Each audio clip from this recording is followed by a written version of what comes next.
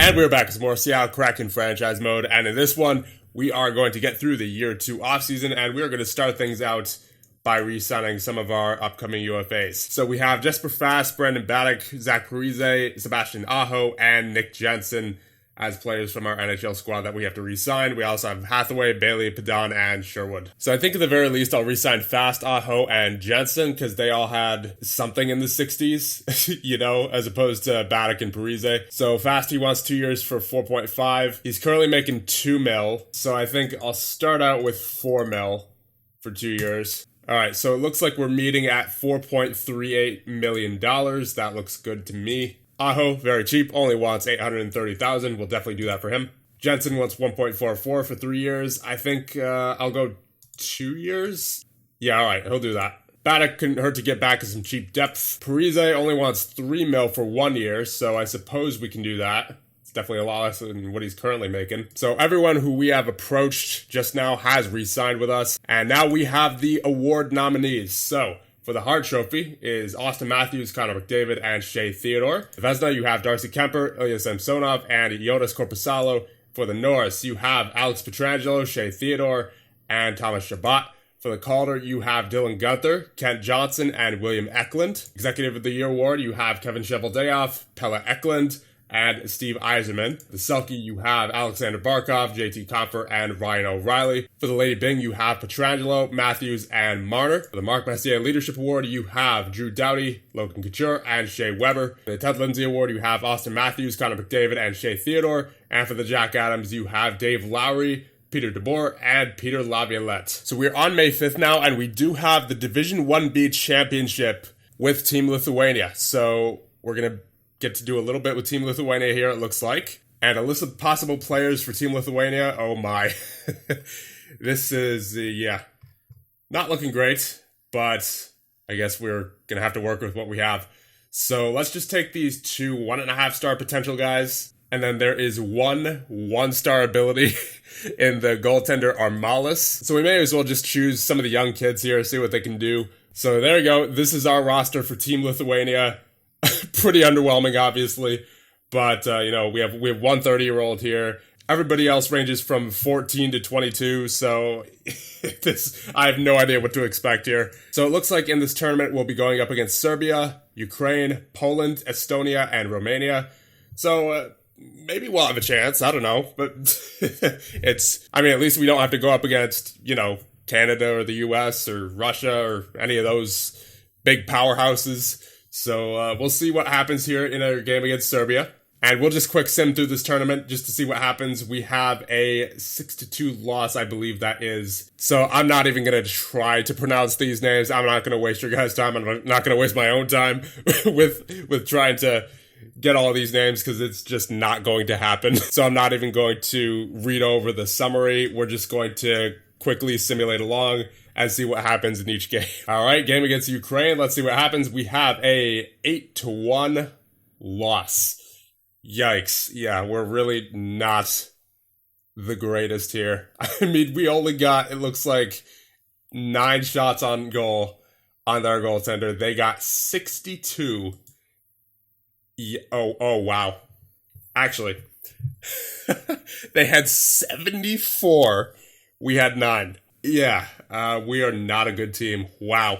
Honestly, I'm surprised they didn't get to double digits. Wow, 74 shots. Are you kidding? Sheesh. So just an update on some of our players who are playing in the World Championship. You have Sweden, who defeated Denmark in a 6-0 victory, and Adrian Kempe had 2 assists in that game. And with Finland over Kazakhstan, you have Olimata, who was a +1. Yusasans was also on the team, but did not play. And for the U.S. over Austria, Jake Odinger was on Team USA, but he did not play either. Now a game against Poland. Let's see what happens. We have a 9-0. We are really bad. 65 shots against. Yikes.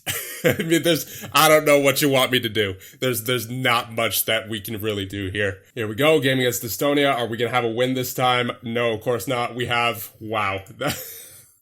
That is something else, let me tell you. 78 shots against and only 3 shots for. Wow. I'm surprised that was only a 4-0 game with 78 shots against. Like, that's actually quite ridiculous. And final game of the tournament against Romania. What do we have? We have a 9-3 loss. And we were all around dominated in this tournament, and it wasn't even close. 67 shots against to 50. I mean, hey, at least we got 15 shots. I think that might actually be a tournament high for us. So overall, that was pretty much a disaster with Team Lithuania, but hey, maybe we'll have better luck with the Olympic qualification in February of 2024. I doubt it, but who knows? Maybe there'll be some superstar out of Lithuania who goes through the draft this year, and maybe that'll make them better, even if only slightly. Yeah, I mean, I don't know what we expected. 6 goals for, 36 goals against. We were minus 30 in 5 games. Wow. And that could have been a lot worse with how many shots against we were taking. That could have been a lot worse. Man, please let us get Michkov out of the draft. That would be so great. He's already a 3-star current ability, has a 4.5-star potential, and he is looking phenomenal. 43 points last year in 42 games, 84 grade in the MHL, getting open 18, offensive read 17.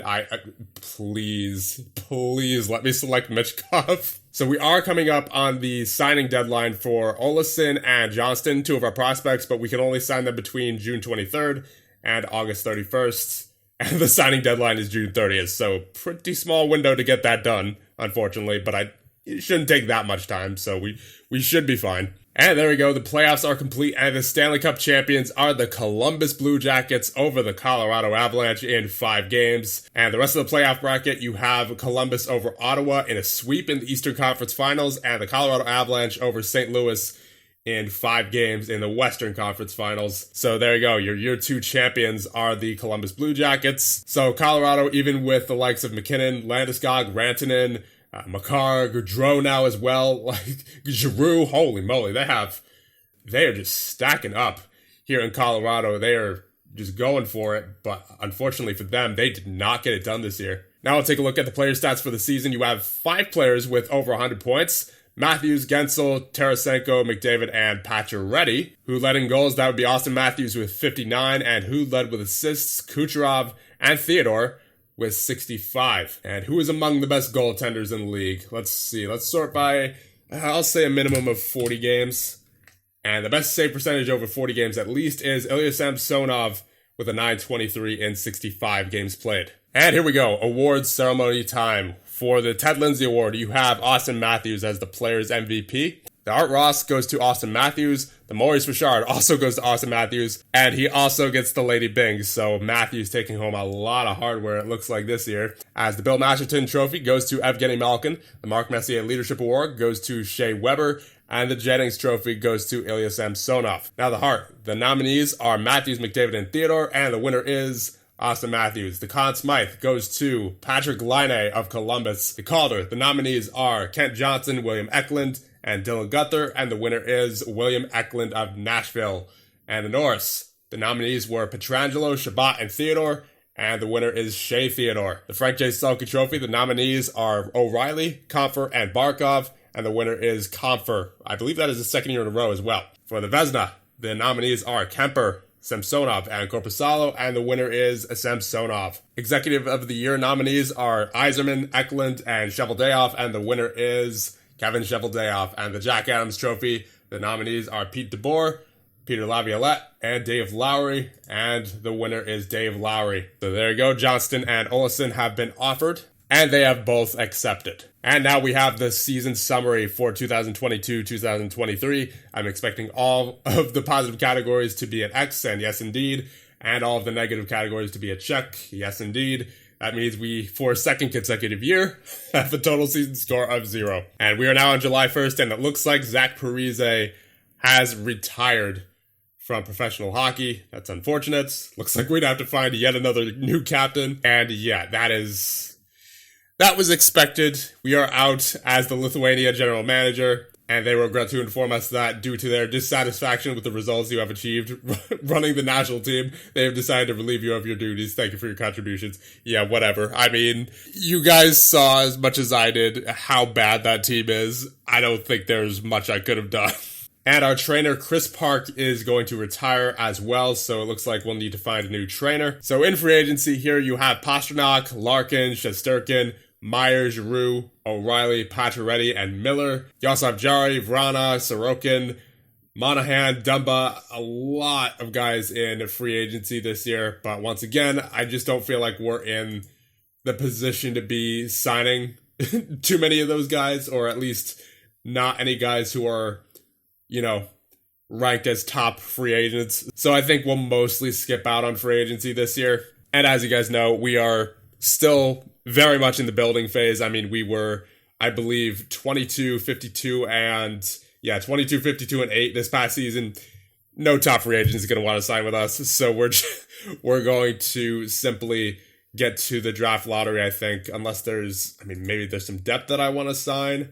Maybe get someone to replace Parise. Contract-wise, let's take a look at what we have. We have 3 goaltenders. We're fine there. Defensively, you have 1, 2, 3, 4, 5, 6, 7, 8, 9 defensemen. I'd prefer to get maybe 1 more defenseman. I mean, obviously, we also have our unsigned players that we could consider when signing some other players. And then forward-wise, you have 3, 6, 9, 12, 15, 18. So I think for signings, the most I'm going to do is just sign some of our prospects here, because we do have 3 of them who are now 2-star abilities. Nemec, Van Sickle, and Wright are now basically NHL ready, so we'll offer all of them and get them on the team. So Wright, Nemec, and Van Sickle have all been offered. And obviously, I prefer these guys get playing time as opposed to someone in free agency. So honestly, we may not even approach anyone in free agency. And it's not like we're at the cap floor right now, so we don't necessarily need to spend anything. We only have 12.2 remaining in cap space. So yeah, let's just sign Wright, Van Sickle, and Nemec. I think that's about it. So we have gotten some more national team job offers. Luxembourg, U18, Lithuania, U18. So even after being fired from the Lithuania men's team, we are still approached by Lithuania U18. Then you have Israel U20, China U20, Netherlands U20. Then you have Luxembourg, Georgia, Mexico, China, Netherlands, South Korea, and Belarus. I guess out of all these teams, Belarus has the highest world rank at 14.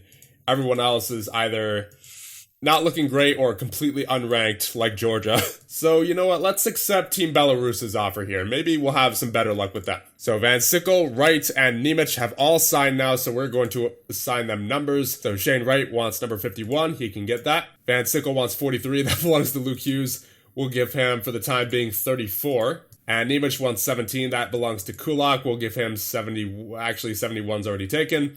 All right, we'll give him 7 for right now. All right, here we go. Draft lottery time.